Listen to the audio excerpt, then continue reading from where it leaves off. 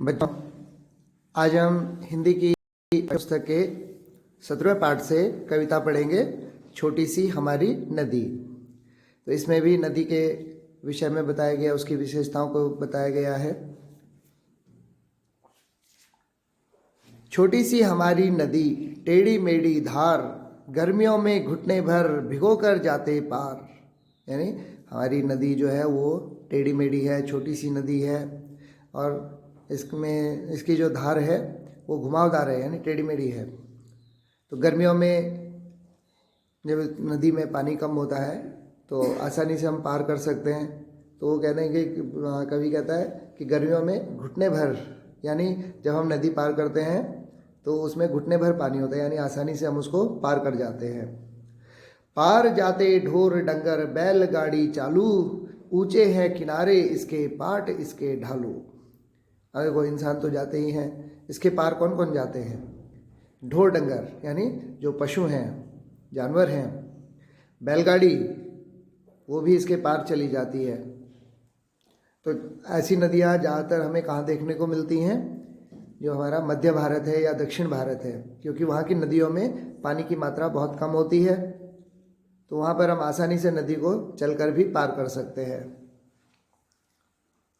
तो वो कह रहा है कि इस नदी को पशु भी और बैलगाड़ी भी आराम से पार कर लेती है। इसके किनारे ऊंचे हैं और पाट, यानी जो इसकी जो किनारे का जो सतह है वो ढलुआ है, यानी इसका तट ढलुआ है। पेट में झकाझक बालू कीचड़ का ना नाम, कांस फूले एक पार उजले जैसे घाम। अब देखो इसमें उसके नदी के बारे में, पेट, अब नदी का कोई पेट नहीं होता, लेकिन नदी का जो तलवा होता है, तल होता है, उसमें बालू और कीचड़ का कोई नाम नहीं है, यानी पथरीला है, पत्थर है, उसमें कीचड़ नहीं है कि हम धंस जाएंगे। और एक तरफ उसके जो नदी के एक तरफ कांस, एक घास होती है जिसको कुशाबी बोलते हैं, तो वो उसके एक पार जो है वो कुशा के सफ़ेद फूल होते हैं, सफ़ेद बालियाँ होती है, उससे झाड़ू भी बनाई जाती हैं। और इसके जो सरकंडे हैं वो कई और कामों में आते हैं, टोकरियाँ बनाई जाती हैं। तो उसके जो फूल होते हैं वो उजले होते हैं, सफ़ेद रंग के होते हैं, तो ऐसे लगता है इससे घाम यानी धूप लगी हो जैसे चमकते हैं। दिन भर किच पिच करती मैना डार डार, रातों को हुआ कर उठते सियार। अब उस नदी के आसपास का वातावरण देखो, कितना सुंदर वातावरण, सजीव वातावरण दिया है कि दिन भर किच पिच करती है। कौन? मैना, जिसको हम अपने साधारण भाषा में हम क्या कहते हैं? सिटुली, जो एक भूरे भूरे रंग की चिड़िया होती है और उसकी चोंच पीली होती है, उसके पैर भी पीले होते हैं। तो इसको वो डार डार मतलब डाली डाली, तो डाली डाली उछल कर दिन भर किच पिच करती रहती है, यानी आवाज़ें करती रहती है। और रात को सियार यानी गीदड़, ये रात को हुआ यानी वो रात को जो आवाज़ करते हैं तो हुआ की आवाज़ करते हैं, दूर तक उनकी आवाज़ सुनाई देती है। अमराई दूजे किनारे और ताड़वन, छाहो छाहो भामन टोला बसा है सघन। अमराई मतलब आम का बगीचा। तो एक किनारे पर तो जहाँ उसके कांस के फूल हैं, वहीं दूसरे किनारे पर उसमें अमराई है, यानी आम का बगीचा है, और ताड़ के पेड़ हैं, जिनकी छाँव में बामन टोला यानी ब्राह्मणों का टोला, ब्राह्मणों का गांव बसा हुआ है। बहुत एक सघन मतलब घना। तो यहाँ पर ब्राह्मणों का एक बस्ती है, जो सघन बस्ती है वो बसी हुई है। कच्चे कच्चे धार कछारों पर उछल नहाले, गमछों पानी भर भर अंग अंग पर डाले। अब कच्चे बच्चे मतलब जो कम उम्र के बच्चे हैं, तो छोटी उम्र के बच्चे हैं, वो धार नदी की धार, और कछार क्या होते हैं? जो वहाँ पे जो मछली पकड़ने वाले हैं या जो नाव चलाते हैं, तो उन पे उछल कर वो वहाँ पे नहा रहे हैं, उसकी धार में, उसके पानी में। और गमछे होता है, एक कपड़ा होता है जो अक्सर हम देखते हैं कि कुछ लोग अपने कंधे पर तौलिए की तरह रखते हैं, तो वो उनमें पानी भर कर अंग अंग पर डाले।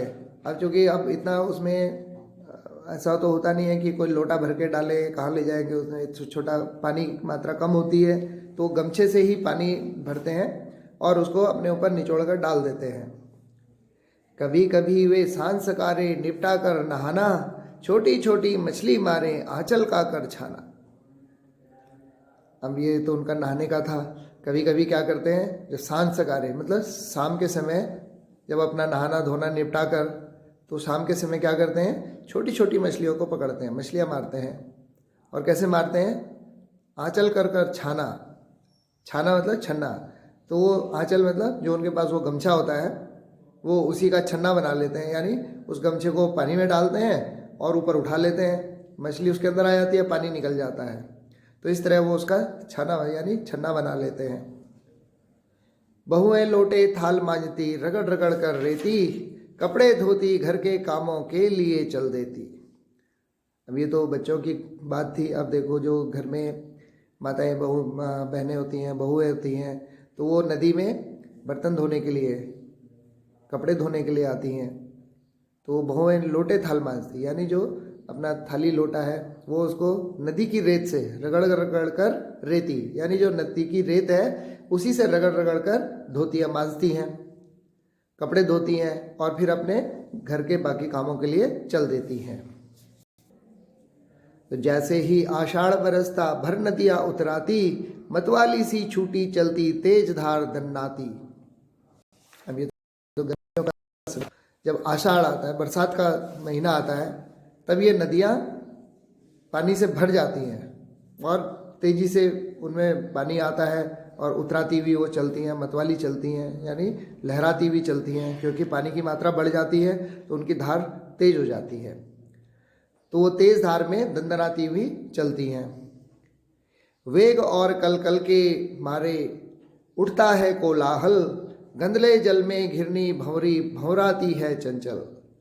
अब इतने तेज गति से वो आती है, वेग मतलब तेज गति से, तो उसके कारण जो उसकी आवाज़ है, उसका जो शोर है वो कलकल के रूप में, यानी बहुत तेज आवाज़ में वो हिलोरे मारने लगता है, पत्थरों से टकराता है तो आवाज़ आती है। और जो गंदला जल है वहाँ पर घिरनी और भंवर, यानी पानी में एक चक्र सा बनता है, भंवर सी बनने लग जाती है। जो जगह जगह पर जहाँ पानी की गहराई थोड़ा ज़्यादा होती है वहाँ पर ज़्यादा भंवर बनती है, या किसी चट्टान के पास में कोई पानी के बीच में कोई बड़ी चट्टान होती है तो उसके आसपास वो भंवर भंवराती है। तो चंचल, उसको चंचल कहा गया है क्योंकि वो एक चंचल बच्चे की तरह वहाँ पर घूमती रहती है। दोनों पारों के वन वन में मच जाता है रोला, वर्षा के उत्सव में सारा जग उठता है टोला। अब जो नदी के दोनों पार के वन है, यानी एक तरफ जहाँ पर हमने उसके कुशा के देखे थे, कांस के पौधे थे, और दूसरी तरफ जहाँ आम और ताड़ के बगीचे हैं, तो वहाँ पर रोला मच जाता है, यानी लोग वहाँ पर आ जाते हैं। और वर्षा उत्सव के रूप में पूरा टोला जो है वो वर्षा का उत्सव मनाता है। तो इस तरह से सब लोग वहाँ पर इकट्ठे हो जाते हैं और वर्षा ऋतु का आनंद लेते हैं। तो इस कविता को लिखा है गुरुदेव रविन्द्रनाथ ठाकुर ने। तो इस कविता के माध्यम से कवि ने नदी की अलग अलग समय पर उसकी विशेषता बताया है कि गर्मियों में उसमें पानी कम होता है, तो वहीं दूसरी तरफ बरसात में वो नदियाँ भरपूर पानी से लहराती हुई चलती हैं।